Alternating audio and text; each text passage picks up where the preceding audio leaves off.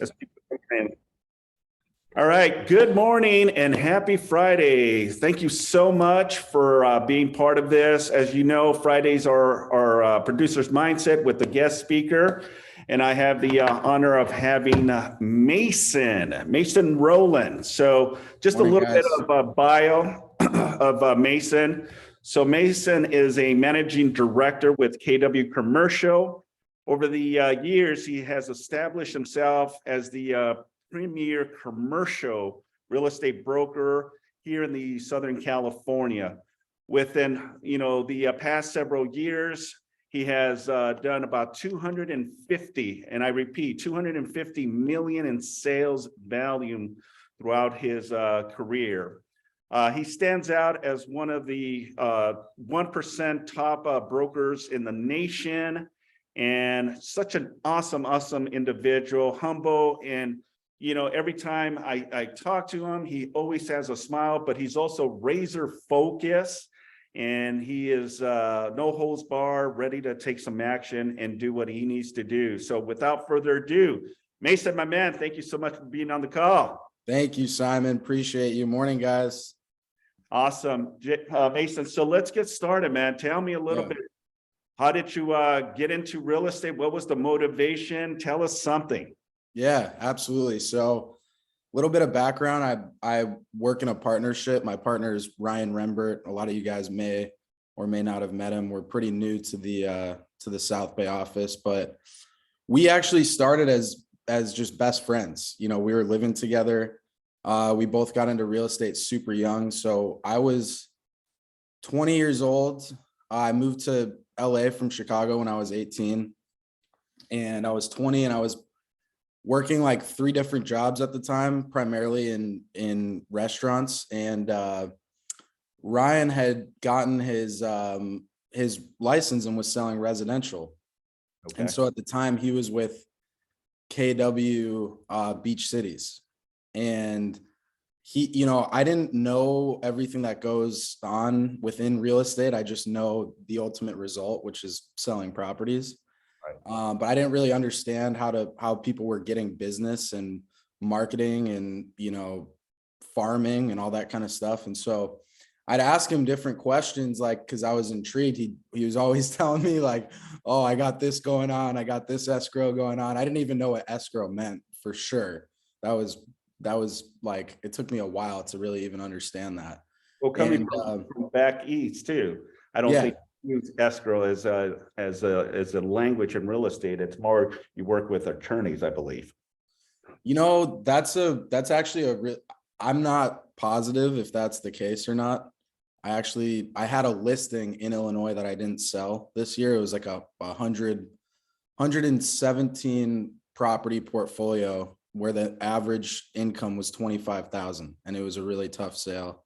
Couldn't put it together, but I didn't even get far enough in the process to really know exactly the differences. But yeah, so at the time, my buddy's 21, I'm 20, and I see him, like, he closed like 3 deals, and then he ended up having this client where he sold a 4-unit building in Redondo Beach, and then he helped, and she was owner occupying that. So it was really just her primary residence, and he represented buyer and seller selling this 4-plex in Redondo Beach, and then he helped her exchange into her house now, which is also in Redondo Beach. And all I knew is I see him come home with a $60,000 check, and I'm 20 and he's 21, and I'm like, what?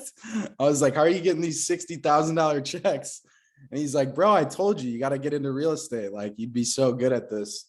And so at the time I was actually signed up to take classes at community college, which I was just doing that because I was like, okay, this is like the right thing you're supposed to do at this age, at this time, but didn't really have a vision for exactly what I was looking to do or what I was ultimately interested in doing as a career. And so when I was scheduled to start classes, I actually started doing real estate classes. And about a week before I was supposed to go to community college, I went to my first real estate class at Keller Williams Beach Cities. And there was this guy other people have probably used him. It's ADHI Schools. And this gentleman named Karthik, who's still my good friend today. I've probably referred him over 100 people to get their license. Seriously. I mean, we've just created a close friendship. But I went to one class, and all we talked about in that class was all the different ways to make money within real estate. And I was just like, just had this moment of clarity where I was like, this is for sure what I'm about to do. So I got my license, and then I actually started doing residential as well. I got my first listing at my first open house. I met this couple, and they had a property in North Redondo Beach, and then they wanted to buy a house in West Torrance. So I listed their house a total of 3 times because I went into escrow and fell out. You know, I didn't make any money. I didn't close any deals in my first year in real estate, but I had that listing and I had another escrow that fell through. And so I was just, I was fortunate to have good people around me who were like, dude, you're 20 years old, you know, at that time, 21 by the time I had my license. And they were like, just stay the course. So here I am. Amazing. What year was this? I started doing real estate in 2016. 2016. And then in 2018, Ryan and I, basically what happened was we met. At the time, we didn't know who he was, but there was this lady named Helen, and she was working in our office over at Berkshire Hathaway, right by KW South Bay. Yeah. And she was like, hey, do you want to interview? Because we were living together at the time. We were like living in an apartment together. And she's like, do you guys want a job interview to potentially manage this apartment building in Torrance? And we were kind of iffy about it. And then I found out who this man was. All we did right, we didn't answer any of his questions right in the interview, but we showed up in suits. And so he was like, oh man, I like these guys. Like, let's give them a shot. Yeah. And shortly after, we were like, hey, we're going to start selling you a lot of buildings. So I just literally signed up. Ryan had known the guys over at Lionstall, and then we just moved over to Lionstall because we were like, we're going to start selling this guy a bunch of buildings. And then that's sort of what propelled us into diving deeper into multifamily, which is ultimately like the asset class that we specialize in. So yeah, amazing. Wow. So that was the pivotal point in your career where you wanted to transition, was the opportunity from handling property management. And that's, yeah, I started to learn about property management, and then I was like, wow, I literally talked to one of the biggest guys around here.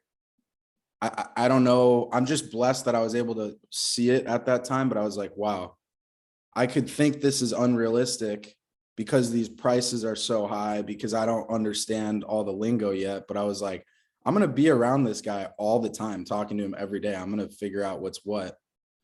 And we just told him, he's been a huge we closed the largest deal of our career actually with that client. Fast forward some years, yeah. This last year. And so it's turned into like a really beautiful business relationship, but it started in just trying to understand how owning and managing properties works. Yeah, absolutely. And there's a huge niche for people that specialize in multifamily and knowing the calculations and understanding if it's a good investment or not, right? That's pretty cool. Yeah, you know, it's funny and it's great to hear the stories and how we get to where we get, right? Totally. So is that really all you strictly work on now, is just commercial, or do you still dabble into residential as well? So because also dive into, you know, you created this amazing team too. Yeah. As well. So we'll dive into that as you continue. Yeah, no, thanks, Simon. So right now, you know, 90% of my sales have been in multifamily. I've done a number of different, you know, I've done industrial leases, traditional commercial leases. I've done leases in pretty much every asset class except hospitality. There's not too much leasing that goes on in comparison to other facets within commercial, but we're working actually pretty hard on self-storage as another asset class that sort of naturally came about from a lot of our multifamily clients sort of doing both at this point. So I would say our main focus is multifamily, to answer your question directly. And then I'm very fascinated with self-storage, and I'm trying to work my way into doing more of those deals. And then we're working on hiring actually a leasing, like a primary leasing agent to come on with our team and like lead that part of lead that division basically. Yeah, beautiful. So when was the time where you thought, okay, this is a time to start growing the team? Tell us a little bit of how that came to be. I wanted to start building a team, I'd say about 2 years ago, but the issue was that a lot of my time was still preoccupied with other things than just real estate. Okay. And I know that transition takes a lot of people.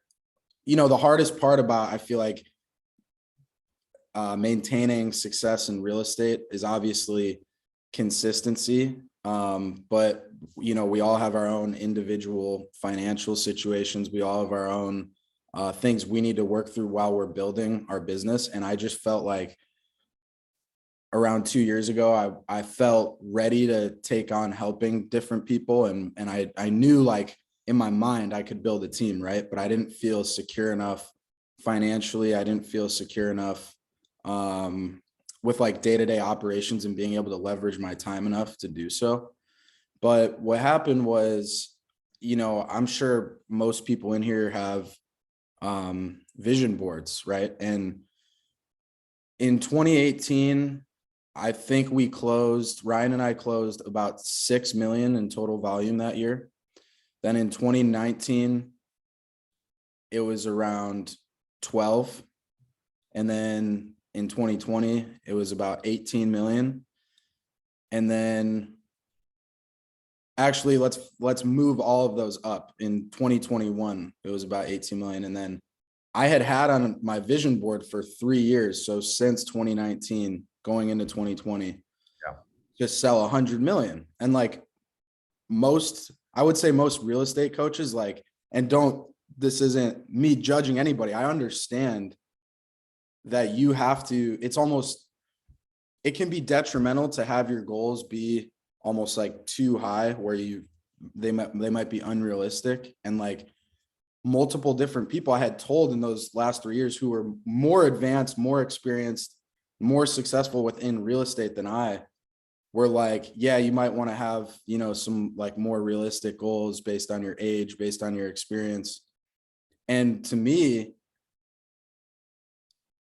there were times where maybe out loud, I sort of agreed with them verbally, but in my head, I was like, no, I want to sell 100 mil. Like, what is the point?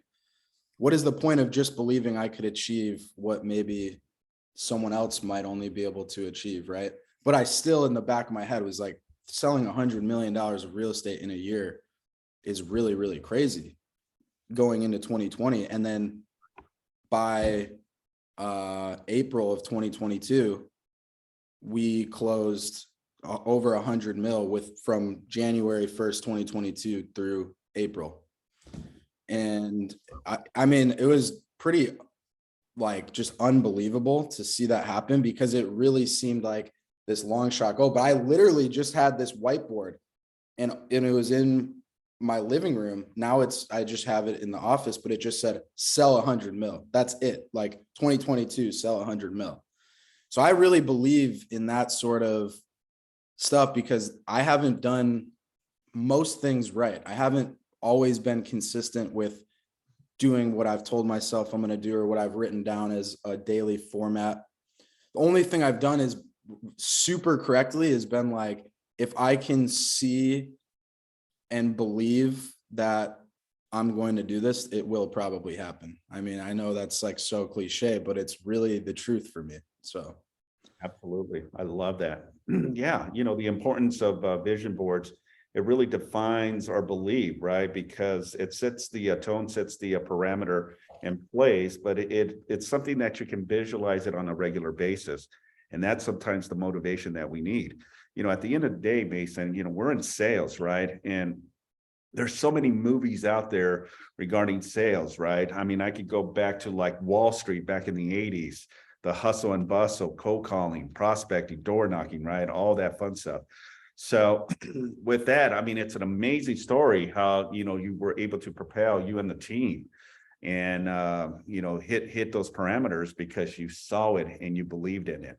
With that, let me ask you this question, Mason. What does your day look like? Just kind of go through the motions of what that looks like for you. Yeah. So there's certain days where most of what I do is just meet with investors and like personally what I try to do. So Monday through Friday, I try to focus on calling all of my closest clients at least one time per week. And then I focus on trying to do 100 calls per day to investors that I may have talked to them before because I really focus on a few specific zip codes at this point. So my day looks like 1 minute, Mason. Yeah. Can you repeat what you just said right now? You said how many calls do you make on a daily basis? Try to make 100 calls a day, and I don't achieve that most of the time. But just the thought of you saying your goal is to achieve and hit at least 100 potential contacts on a daily basis is huge. Right. So thank you for sharing. Yeah, and I mean, no, I appreciate it, and that's what I'll be honest with you. Ryan and I are working really hard right now on trying to basically pinpoint the exact systems that we want our team members, because we have 5 agents under us now on our team. Right. Well, I'm always like, there's this one guy I follow on LinkedIn, and he's a super successful industrial broker. And like, he always has these very long posts that encompass a lot of different stories or things that he's done incorrect or correct. But it's always like, but I made my 100 calls that day. And he's like, he sticks by it. He's been crushing this business for over 20 years. And so I'll just send to our team all the time when I'm on his LinkedIn, new things where it's always saying 100 calls a day. Because if none of us are perfect, but if you, and I think something people in real estate don't talk about enough is like, it's really hard to make 100 calls when you feel depressed that day, or when you feel sad that day, or when, something happened in your family, or, like there's so many outside things, or you just feel like insecure, like people don't talk about the fact that a lot of times in real estate, what is really not allowing us to make our calls or, go after our goals in the way we've written down is because we don't think we're good enough on the phone that day for whatever reason. And then we all have days as people where we feel the energy, we feel really good. We feel like we can connect with people on the phone. So I try to just project to the people around me, like work through each day and try to like see through the emotion basically, and just practice the principle of doing what you said that you were going to do, And if you think about it from time blocking, like if you really just have like, okay, and I need to get better at this too, but if you have like, okay, I'm going to do all my calls between 8 and 10:30, why can't you do 100 calls in 2.5 hours? You know what I mean? Like, I know it sounds like really, but it's not that much if you make it a priority. Yeah, absolutely. Wow. So what are the predictions for 2023? What is the goal? How does that look like? Yeah. And what are you telling your team right now? Well, that's a really so I'm really scared. Like I try to keep it real. I feel like I surpassed expectations that I even had for myself in 2022. Right. And I closed deals that were very just, they didn't even seem realistic. Like when I was in escrow on a few of them, it was just like, I don't even know how this is happening, but it was a product of work from years past. You know what I mean? It wasn't just like, oh, I picked up the phone and then boop, like, X amount of million deal. It was like from steady process, but I'm just really scared that I'm not even going to come close to my to what I hit in 2022, which I think is like, I'm just being honest, but I have on my vision board that I'm going to sell personally 200 mil in volume in 2023. That's my goal. Gotcha. So I hope that every single person on my team, what I like pray for them about is I want to see them each gross 100,000 in commission. And most of our agents are within their first year right now, but I think it's possible. Well, and you said something very interesting, to the mere fact that, I'm scared, right? And that's humbling, right? Because we're all human beings. We all have feelings, and it's okay to be scared. That's what sets us apart. And sometimes breakthroughs happen because we know that. Yeah. And it's even like for our market center too, it's like, every year the goal is to surpass the previous year, right? And it's no difference in your business, right? The goal is to do units, volume, and GCI. So it's perfectly fine to feel that way. And, thank you again for sharing that, because a lot of people wouldn't say that. So, yeah. Beautiful. So right now you said you have five members. What is that going to look like for 2023? Are you going to grow? You're going to stay? You're just going to focus on what you have? Tell us a little bit on that. Yeah. So actually a few of our team members it's kind of interesting. So two of them are through, well, one of them, she worked at our old KW office at the front desk, and she's like so brilliant, speaks 4 languages, had interest in getting into real estate herself, and just naturally my partner Ryan and her developed a friendship, and she's with our team now. And then another team member, she's a good friend with one of my good friends who he's a real estate developer, and we're just boys, like we're super good friends, but we've actually never done any deals together, but we look out for one another, so he had been telling me, hey, you need to talk with Lorena, blah, blah, blah. And so Lorena, she joined our team.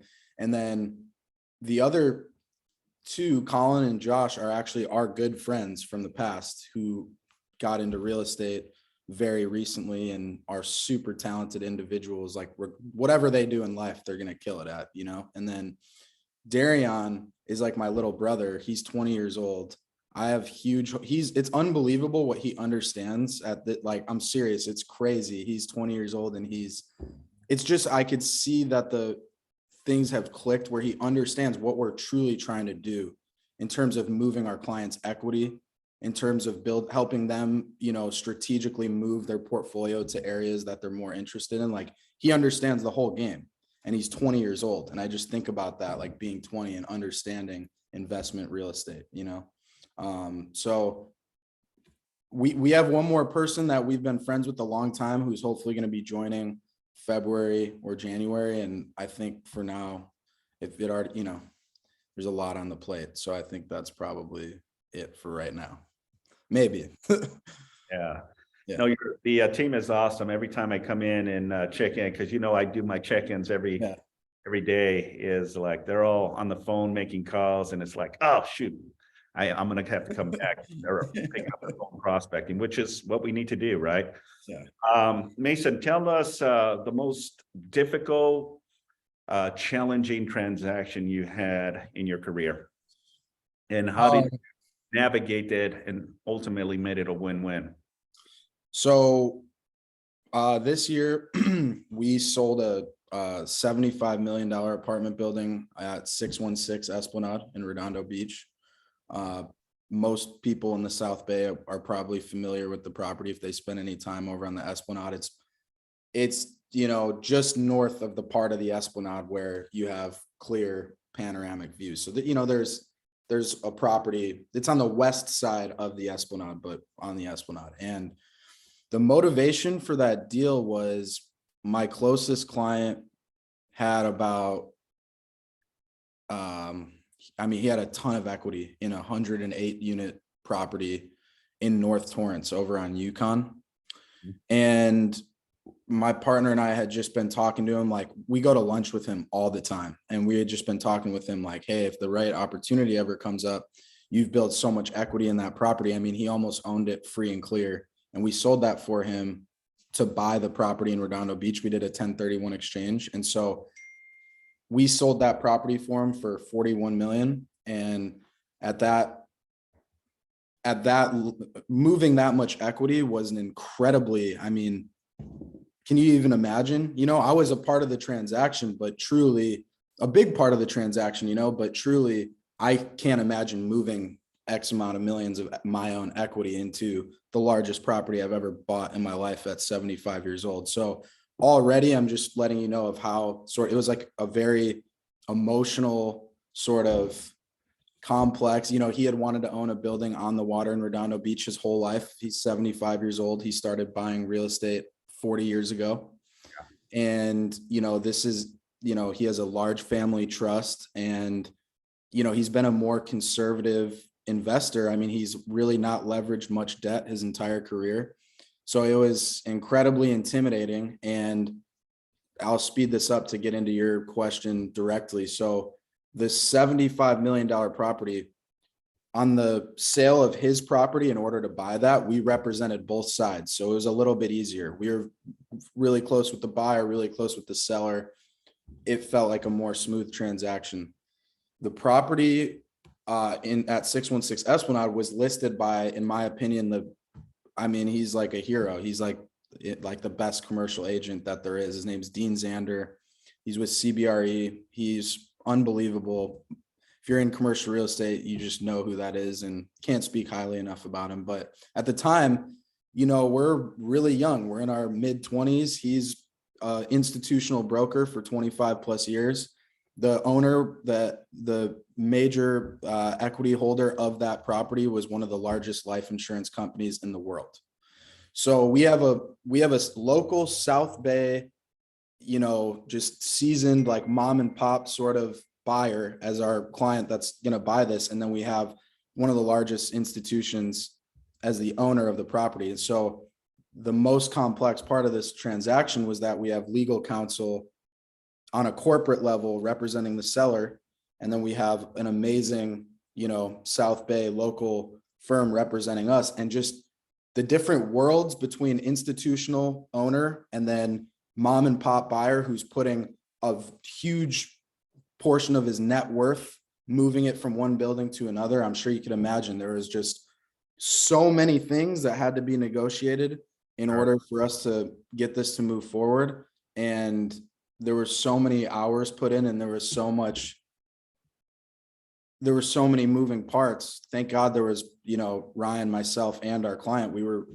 We at that period of that transaction, we were just in his office every day, the three of us, just putting in work, to be honest. So that's a huge deal. Wow. I can just imagine the time, effort, and energy involved in this, you know, and sometimes that's what you need to do, right? Yeah. The benefits is the what you reap is the deal closing and the commission itself. So that's awesome. Well, congratulations on that. I'm gonna open it up to anyone that's interested in asking Mason a question. I mean, this is an open round, so feel free if you want to type it in a chat, or if you want to, you know, just ask Mason a question. If you want to tap into a commercial, what does that look like? What's the commitment and the requirements, right? Because commercial is a whole different animal. Let's be quite honest, right, Mason? The lingo, the way agents, you know, facilitate, not your traditional residential agent, right? It's a different ballpark. And, you know, if you really seriously want to dive deep in it, we have the resources. Mason, you know, commercial, his partner as well. And we're growing the commercial division as well to really educate our agents and give them what they need in order to succeed. So anyone have any questions for Mason? And thanks again, Mason. You're awesome, brother. Thank you so much, Simon. Very much. You know, Christine says, thank you for being real, vulnerable, and still inspiring, Mason. So thank you for sharing. So absolutely. Thank you so much. I appreciate it. So I don't see anyone saying anything, but let's finalize this, Mason. What is one thing that you can share with us for 2023? Personal or even business? Yeah, I think it's both. So personal and business. I'm trying to stay hyper focused on the fact that in any given moment, something extremely positive is going to happen. And the reason I say that is because I try to be really conscious of what I'm feeding my own mind. And sometimes it feels like my mind is, when negative thoughts come on, it's like, it's not even me. It's just built up for years of like self-doubt, right? And I try to be conscious of like, no, any situation could come up and it seems like first thought may be something negative, and I'm training my mind for no, something positive is happening as a result of that. And I think that's for business and personal, because it applies so much to both. You want to go in knowing, a good result is coming. So Absolutely. Thank you for sharing. Thomas says, Mason, how does someone get into commercial as a solo agent?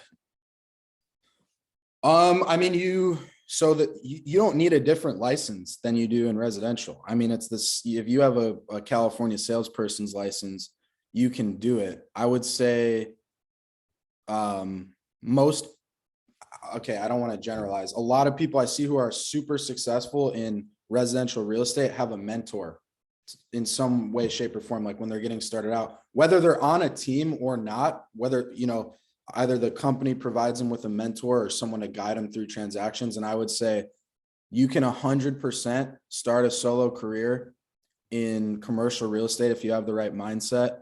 And if because in residential, people are going to, like, if Sally has 3 kids at the same school as your daughter, like, you're going to want to sell with Sally as the agent. That's sort of been that was kind of my hang up with not getting too into residential. But in commercial, you could be a nobody and make the right call to the right investor with the right property and the right game plan for them. And boom, you just change your life. And so I think the most important part of commercial is having someone to mentor you through transaction experience, because you don't want to mess up on contracts, and you don't want to put your client's equity in bad hands, I guess. So, Well said. Oh, absolutely. Commercial realm, and a lot of market centers don't allow a solo residential agent just to tap into commercial. We usually team them up with a commercial agent that has the experience, because there's huge liability, and the contracts are totally different than your residential California documents. So so thank you for sharing. All right, well, that's all I have, Mason. I really appreciate you. Thank you so much for doing this for us. Yeah. Lots of tons of nuggets that I picked up, and at the very end, it's just showing up, right?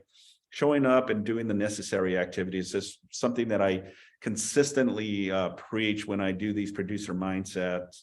And, you're a true proven reason for that, right? Is that if you're constantly, making those connections, something is going to happen. It may not happen overnight. It may not happen next week, but it will if you stay consistent. One of the biggest nuggets that I picked up was, making sure that you're hitting those contacts, right? If it's 100 contacts a day, or 50 contacts, or even 20 contacts, but that you stay consistent on it and don't fall short. And if there is times that you do, just double it up the following day, but stay consistent on it. So with that being said, Mason, thank you. Appreciate you so much. Thank you very much.